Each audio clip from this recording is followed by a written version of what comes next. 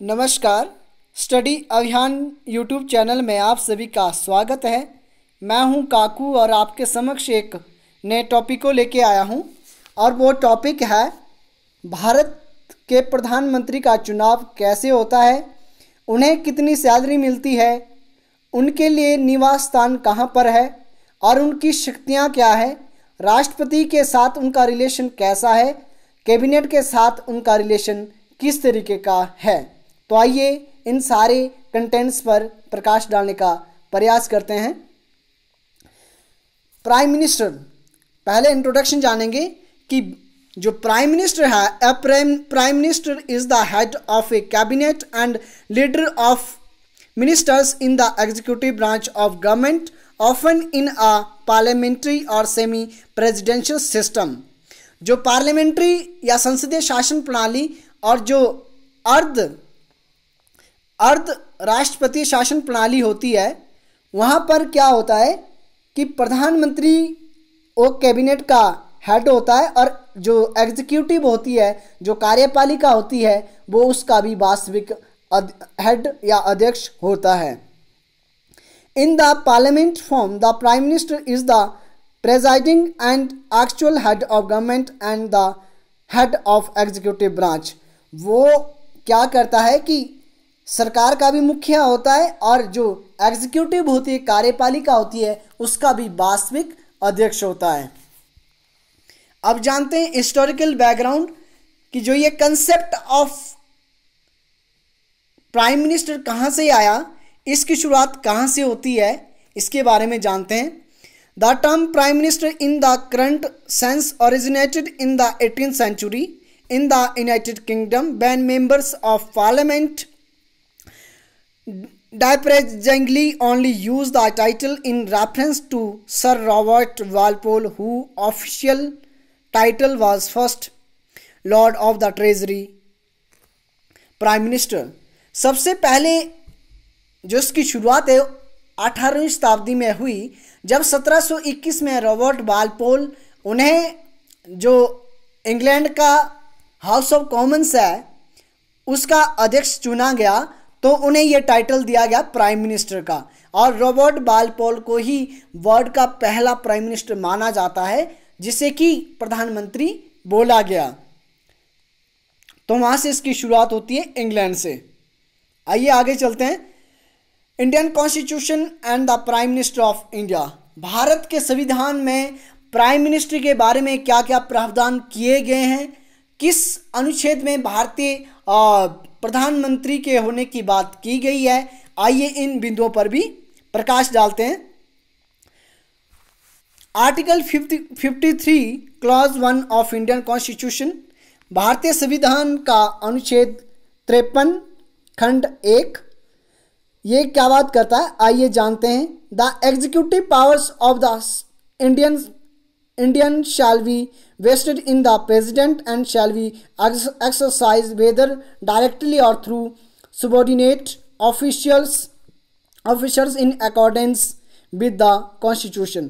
इसमें बात की 53 में कि भारत की जो कार्यकारी शक्तियां हैं वो राष्ट्रपति में क्या करेगी, एग्जिस्ट करेगी, लेकिन राष्ट्रपति उसका प्रयोग डायरेक्टली या इनडायरेक्टली क्या करेगा, किसी की सबॉर्डिनेशन में करेगा, ये बात की गई है। आगे बात करते हैं आर्टिकल 74 क्लॉज 1, ये क्या बात करता है, अनुच्छेद 74 खंड 1, there shall be a council of ministers with the prime minister at the head to aid and advise the president who shall in the exercise of his functions act in accordance with such advice. कि भारत में क्या है, एक मंत्री परिषद होगी और उस मंत्री परिषद क्यों होगी, भारत के राष्ट्रपति को सलाह और सहायता करने के लिए होगी और जिसका अध्यक्ष प्रधानमंत्री होगा। तो ये भारतीय संविधान का अनुच्छेद 74 बोलता है। आइए आगे बात करते हैं। आर्टिकल 75 क्लॉज 1, भारतीय संविधान का जो अनुच्छेद 75 क्लॉज 1 है, खंड 1 है, वो बात करता है कि prime minister shell appointed by the president and the other minister shall be appointed by the president on the advice of the prime minister. ये बात करता है जो भारत का अनुच्छेद 75 खंड 1 है, वो ये बात करता है कि भारत में एक प्रधानमंत्री होगा जिसकी नियुक्ति राष्ट्रपति द्वारा की जाएगी और अन्य मंत्रियों की नियुक्ति प्रधानमंत्री की सलाह पर राष्ट्रपति करेगा। ठीक है, तो इसमें भी प्रधानमंत्री की बात की गई। आर्टिकल 74 ऑफ इंडियन कॉन्स्टिट्यूशन, जो भारतीय संविधान का अनुच्छेद 78 है, उसमें बात की गई है, this article deals with the duties of the prime minister with respect to the furnishing of information to the president, कि भारत के राष्ट्रपति को भारत का प्रधानमंत्री कैबिनेट की या काउंसिल ऑफ मिनिस्टर की हर नीतियों और हर पॉलिसियों के बारे में क्या करेगा, उन्हें सूचित करेगा। ये प्रधानमंत्री का उत्तरदायित्व है राष्ट्रपति के प्रति। तो ये भारतीय संविधान में व्यवस्था की गई। आइए आगे जानते हैं। अब एलिजिबिलिटी, कौन व्यक्ति भारत का प्रधानमंत्री बन सकता है, आइए उसकी बात करते हैं। अनुच्छेद 84 जो है, अनुच्छेद 84 भारतीय संविधान का है, वो बात करता है कि भाई qualification for members of parliament, कि जो पार्लियामेंट है, हमारी संसद है, उसका सदस्य कौन व्यक्ति हो सकता है, उसके लिए क्या क्या क्वालिफिकेशन होनी चाहिए। और अनुच्छेद 75 क्या बोलता है, ये बात करता है qualification for the minister in the union council of minister, जो हमारी केंद्र की जो काउंसिल ऑफ मिनिस्टर बनती है, मंत्री परिषद बनती है, उसकी क्या क्या क्वालिफिकेशन होनी चाहिए, ये बात अनुच्छेद 75 बोलता है। अब आइए, भारत का प्रधानमंत्री कौन बन सकता है, उसके लिए क्या क्या एलिजिबिलिटी होनी चाहिए। तो पहली है, prime minister must be a citizen of India, वो भारत का नागरिक होना चाहिए।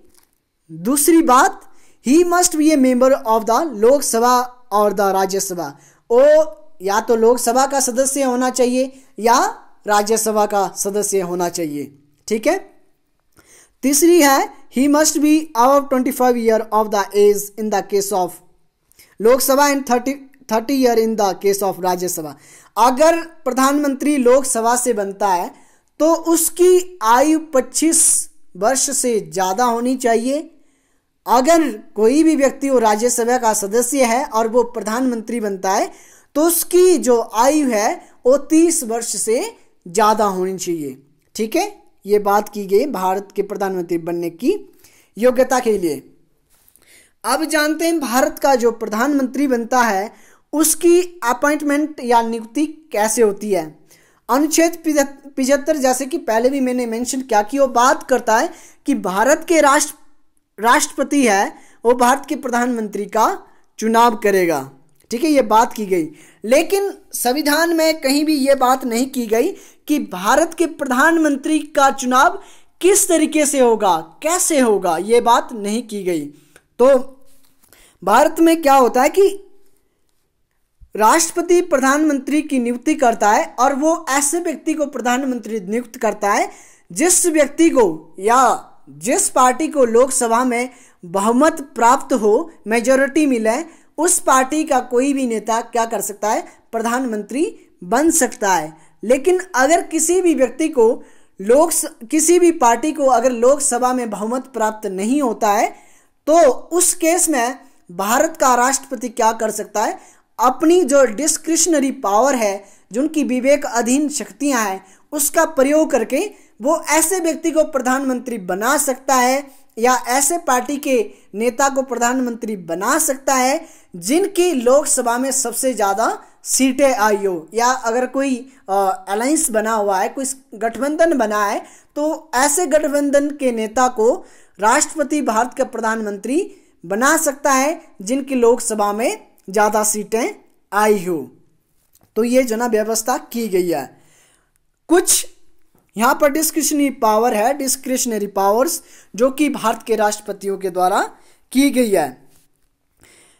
पहली बात है कि डिस्क्रिशनरी पावर सबसे पहले नीलम संजीवा रेड्डी ने प्रयोग की थी। ये भारत के प्रधानमंत्री थे, राष्ट्रपति थे, नॉट प्रधानमंत्री।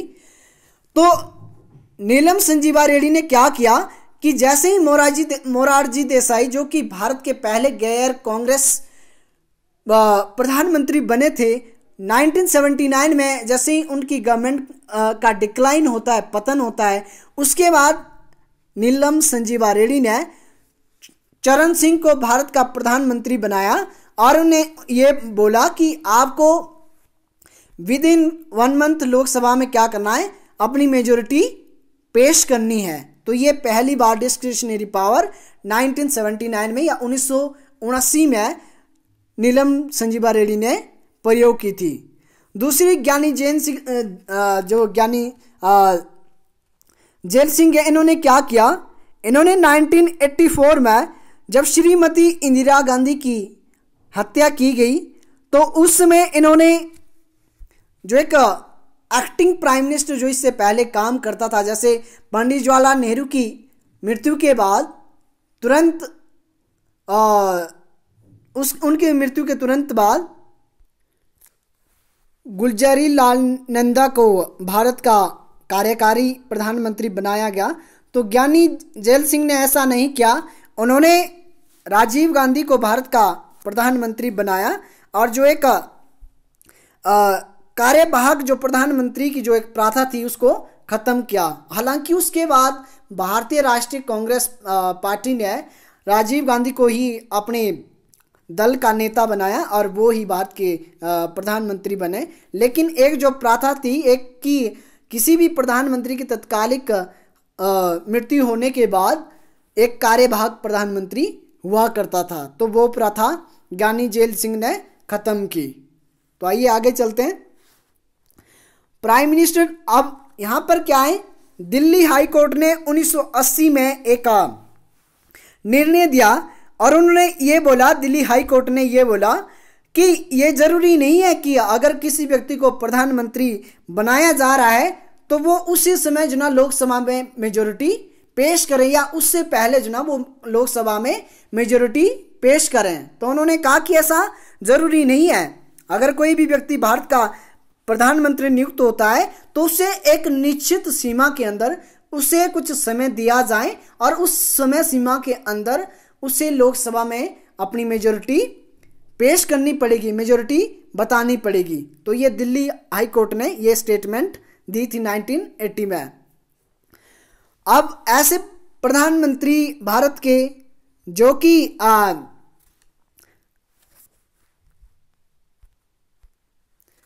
जिन्होंने बाद में लोकसभा में मेजोरिटी पेश की या जिनको बाद में लोकसभा में मेजोरिटी पेश करने के लिए समय दिया गया, तो ऐसे सबसे पहले तो नीलम संजीवा रेड्डी ने चरण सिंह को 1979 में, उसके बाद बीपी सिंह हो गए 1989, चंद्रशेखर 1990 और नरसिम्हा राव और अटल बिहारी वाजपेयी, एच.डी. देवगौड़ा और आर.के. गुजराल, ये कुछ ऐसे भारत के प्रधानमंत्री हुए जिन्हें भारत के राष्ट्रपति ने इसलिए नियुक्त किया कि आपको क्या करना है, लोकसभा में अपनी मेजोरिटी साबित करनी पड़ेगी या मेजोरिटी पेश करनी पड़ेगी। तो ये कुछ प्रधानमंत्री थे। उसके बाद सुप्रीम कोर्ट ने 1997 में 1997 में सुप्रीम कोर्ट ने क्या कहा, सुप्रीम कोर्ट ने कहा कि किसी भी ऐसे व्यक्ति को जो कि ना तो लोकसभा का सदस्य है और ना ही राज्यसभा का सदस्य है, उसे 6 महीने के लिए भारत का प्रधानमंत्री बनाया जा सकता है। लेकिन शर्त यह है कि उस व्यक्ति को 6 महीने के अंदर किसी ना किसी सदन का सदस्य बनना पड़ेगा, चाहे वो लोकसभा का या राज्यसभा का। अगर कोई भी ऐसा व्यक्ति लोकसभा का मेंबर या राज्यसभा का नहीं बन पाता है जिससे कि प्रधानमंत्री नियुक्त किया गया है, तो उसे अपने पद से हटना पड़ेगा। ये व्यवस्था करने की बात सुप्रीम कोर्ट ने 1997 में भी बोली थी। आइए आगे चलते हैं। ऐसे प्रधानमंत्री जो कि राज्यसभा के मेंबर थे और वो भारत के प्रधानमंत्री बने, तो आइए जानते हैं। पहली बात, इंदिरा गांधी 1966 में जब श्रीमती इंदिरा गांधी वो भारत के प्रधानमंत्री बने तो वो लोकसभा के मेंबर नहीं थे, वो राज्यसभा से ही आए थे। और उसके बाद देवेगौड़ा वो भी लोकसभा के मेंबर नहीं थे, उन्होंने भी राज्यसभा की सदस्यता ली थी। और मनमोहन सिंह जी 2004 से लेके 2009 तक वो भी राज्यसभा के ही सदस्य रहे हैं। तो ये कुछ ऐसे भारत के प्रधानमंत्री थे जो कि राज्यसभा के सदस्य थे। अब शपथ, भारत के प्रधानमंत्री को पद और गोपनीयता की शपथ लेनी पड़ती है और ये शपथ भारत के राष्ट्रपति के द्वारा दिलाई जाती है, ये भी आपने ध्यान रखना है। उसके बाद है टेन्यूर कितना होगा और उसे भारत के प्रधानमंत्री को उनके पद से कैसे हटाया जाएगा। हालांकि भारत के प्रधानमंत्री के टेन्यूर जो ना वो निश्चित नहीं होता है, क्योंकि जब तक भारत के प्रधानमंत्री को लोकसभा में बहुमत है तब तक जो ना वो क्या है, प्रधानमंत्री बना रह सकता है। और अगर किसी भी प्रधानमंत्री को लोकसभा में मेजॉरिटी नहीं मिलती है, लोकसभा में वो मेजॉरिटी खो बैठते हैं, तो उस स्थिति में भारत का राष्ट्रपति प्रधानमंत्री को उनके पद से हटा सकता है। लेकिन साधारणतः जो प्रधानमंत्री 5 साल तक कार्य करता है। क्यों? क्योंकि लोकसभा का कार्यकाल भी 5 वर्ष ही होता है। तो ये आपने ध्यान रखना है। आइए आगे चलते हैं। Salaries and the residence of the prime minister of India. अब उनको सैलरी कितनी मिलती है? साधारणतः जो उनको 2,80,000 के लगभग सैलरी मिलती है। उनमें से पे उनकी 50,000 है। सब्चुअरी जो अलाउंसेस मिलते हैं वो 3,000 मिलते हैं, जो कि अदर ब्याय मिलते हैं, उनको अदर खर्चे मिलते हैं। और डेली अलाउंसेस जो उन्हें मिलते हैं वो 2,000 पर डे, मतलब कि 62,000 के लगभग पर मंथ मिलते हैं। और कॉन्स्टिट्यूएंसी जो अलाउंसेस मिलते हैं वो 45,000 के लगभग मिलते हैं। तो ये उनकी सैलरी है। अब उनका रेजिडेंस कहाँ है? तो उनका जो रेजिडेंस है वो 7 लोक कल्याण मार्ग पर है, जो 7वां लोक कल्याण मार्ग है न्यू दिल्ली में, वहाँ पर है। और इससे पहले 7 रोड न्यू दिल्ली के नाम से जाना जाता था। तो ये भी आपने ध्यान रखना है कि उनका निवास स्थान अब 7 लोक कल्याण मार्ग पर है। अब प्राइम मिनिस्टर की शक्तियां क्या क्या है पहले जानते हैं कि प्रधानमंत्री की पहली शक्ति है कि वो राष्ट्रपति को ये सिफारिश करते हैं कि किस व्यक्ति को मंत्री परिषद में जो ना स्थान देना या किस व्यक्ति को मंत्री बनाना है। दूसरी बात, ये भी भारत का प्रधानमंत्री ही डिटरमाइन करता है या निर्धारित करता है कि किस व्यक्ति को कौन सा डिपार्टमेंट दिया जाए। तीसरी बात, जो भारत का प्रधानमंत्री है वो भारत की जो काउंसिल ऑफ मिनिस्टर होती है उसकी अध्यक्षता करता है। चौथी बात, भारत का प्रधानमंत्री किसी भी मंत्री से रिजाइन मांग सकता है। पांचवी बात कि उसे अपॉइंटमेंट्स का अधिकार है कि जब भी कोई अपॉइंटमेंट्स होती है तो वो राष्ट्रपति को एडवाइस देता है। राष्ट्रपति चाहे वो नीति आयोग के उपाध्यक्ष की नियुक्ति हो या कोई भी नियुक्ति जो भारत के राष्ट्रपति द्वारा की जाती है वो भारत के प्रधानमंत्री की सलाह पर की जाती है। उसके बाद है पार्लियामेंट के संबंध में। अब पार्लियामेंट में क्या वो लोकसभा में क्या करते हैं, लोकसभा को भंग करने की भारत के राष्ट्रपति को सिफारिश करते हैं और वो गवर्नमेंट की पॉलिसी संसद पे पेश करते हैं कि हमारी गवर्नमेंट की पॉलिसी क्या क्या है। और भारत का प्रधानमंत्री भारत की जो फॉरेन पॉलिसी विदेश नीति है उसको भी डिटरमाइन करते हैं कि किस तरीके से किस देश के साथ भारत के अच्छे संबंध स्थापित किए जाने हैं। और वो चीफ स्पोक पर्सन होता है सेंट्रल गवर्नमेंट का, जो हमारी केंद्रीय सरकार होती है। वो भारत का प्रधानमंत्री रूलिंग पार्टी का लीडर भी होता है। तो ये भी आपने ध्यान रखना है। और भारत का प्रधानमंत्री एक्स ऑफिशियो चेयरमैन होता है। किसका चेयरमैन होता है? जैसे नीति आयोग हो गया, नेशनल डेवलपमेंट काउंसिल हो गया, नेशनल इंटीग्रेशन काउंसिल और जो इंटर स्टेट काउंसिल है, इन सब का भी अध्यक्ष भारत का प्रधानमंत्री होता है। ये भी आपने ध्यान रखना है। अब प्रेसिडेंट के साथ उनके किस तरीके से रिलेशन या क्या पावर्स है प्रेसिडेंट के कॉन्टेक्स्ट में, तो अनुच्छेद 74 में बोला गया कि जो भारत का राष्ट्रपति है वो काउंसिल ऑफ मिनिस्टर की एडवाइस पे या काम करेगा। तो ये उसमें जिसका हेड की भारत का प्रधानमंत्री होगा। अनुच्छेद 75 में बात की गई है कि भारत का प्रधानमंत्री की नियुक्ति राष्ट्रपति करेंगे और राष्ट्रपति जो कार्य है वो प्रधानमंत्री की एडवाइस पे करेंगे। उसके बाद है ड्यूटीज़, कौन कौन सी ड्यूटीज़ भारत के प्रधानमंत्री की है। तो आर्टिकल 78 जो अनुच्छेद 78 है उसमें भारत के प्रधानमंत्री की ड्यूटीज़ की बात की गई। तो उसमें पहला है कि भारत का प्रधानमंत्री सरकार की कोई भी पॉलिसीज़ है, कोई भी काउंसिल ऑफ मिनिस्ट्री का डिसीजन है, उसके बारे में राष्ट्रपति को इंटीमेट करता है या राष्ट्रपति को सूचित करता है। दूसरी बात कि वो रिपोर्ट सौंपते हैं, कोई भी करंट कोई भी डिसीजन काउंसिल ऑफ मिनिस्टर के द्वारा लिया गया है तो उस रिपोर्ट को भारत का प्रधानमंत्री राष्ट्रपति को सौंपते हैं। ये भी आपने ध्यान रखना है। अब भारत के कुछ चीफ मिनिस्टर हुए स्टेट के, कुछ स्टेट्स के चीफ मिनिस्टर जो कि बाद में भारत के प्रधानमंत्री बने हैं। तो ऐसे कौन कौन से व्यक्ति है जो कि पहले चीफ मिनिस्टर थे, मुख्यमंत्री थे और बाद में भारत के प्रधानमंत्री।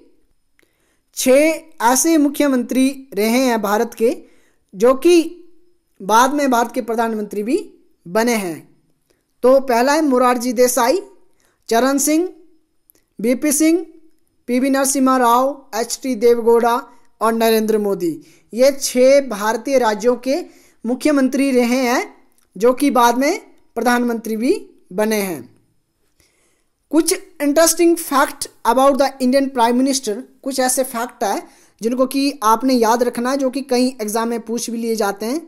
पहला है कि Pandit Jawaharlal Nehru was the longest serving prime minister of India. सबसे ज़्यादा कार्यकाल तक रहने वाले भारत के प्रधानमंत्री पंडित जवाहरलाल नेहरू थे। दूसरा है गुलजारी लाल नंदा, उन्होंने 2 बार भारत के कार्यवाहक प्राइम मिनिस्टर के रूप में कार्य किया है। पहला पंडित जवाहरलाल नेहरू की मृत्यु के बाद और दूसरा लाल बहादुर शास्त्री जी के मृत्यु के बाद। उसके बाद है कि जो श्रीमती इंदिरा गांधी है वो फर्स्ट वुमेन थी भारत की जिन्होंने कि भारत रत्न प्राप्त किया है। उसके बाद है Morarji Desai was the first non Congress prime minister of India. Bharat के पहले गैर कांग्रेस जो प्रधानमंत्री है वो मोरारजी देसाई बने थे।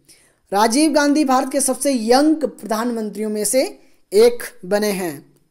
उनकी उम्र 40 थी जब वो भारत के प्रधानमंत्री बने। पीवी नरसिम्हा राव पहले ऐसे प्रधानमंत्री थे जो कि साउथ इंडिया से थे। तो ये कुछ इंटरेस्टिंग फैक्ट थे। अब कुछ प्रैक्टिस क्वेश्चंस है जिनका आंसर की आप कमेंट सेक्शन में भी कर सकते हैं। Who was the first non Congress prime minister of India. Bharat के पहले गैर कांग्रेस प्रधानमंत्री कौन थे। What is the article 74 of Indian constitution. भारतीय संविधान का अनुच्छेद 74 क्या है। Which article deals with the duties of prime minister to the president of India. भारतीय संविधान का कौन सा अनुच्छेद भारतीय प्रधानमंत्री की ड्यूटीज की बात करता है कि भारतीय प्रधानमंत्री की राष्ट्रपति के प्रति कुछ ड्यूटीज है। तो ये दोस्तों आज की वीडियो थी। मैंने कोशिश की कि आपको मैं एक प्रधानमंत्री का नियुक्ति से लेके एक कंप्लीट प्रोसेस बताऊं कि उसकी फंक्शनिंग क्या है, उसकी सैलरी कितनी है, उसका रेजिडेंस कहाँ है। तो उस पर मैंने प्रकाश डालने का प्रयास किया। और लास्ट में यही कहना चाहूँगा कि मेरे इस चैनल को स्टडी अभियान को सब्सक्राइब करें, शेयर करें और हाँ पसंद आने पर लाइक करें।